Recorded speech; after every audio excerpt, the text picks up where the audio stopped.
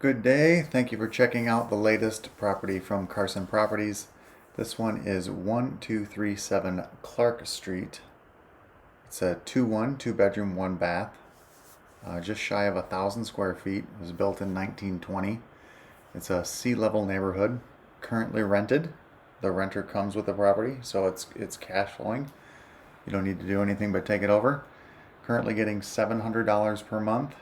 Our estimations are you could get up into 800, maybe even 850 in that neighborhood.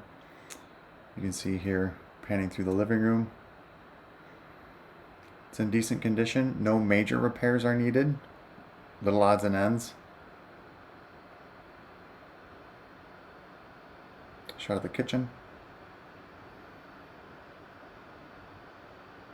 The only thing that it needs that I'm aware of is the basement is that old cinder block basement that seeps when it rains, and you'll see when I get to that, when I walk down the basement, you can see there's a little bit of water in the basement, but that can absolutely be addressed.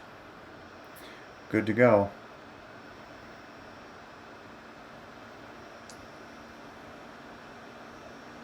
If you're interested, feel free to reach out. Enjoy the rest of the video.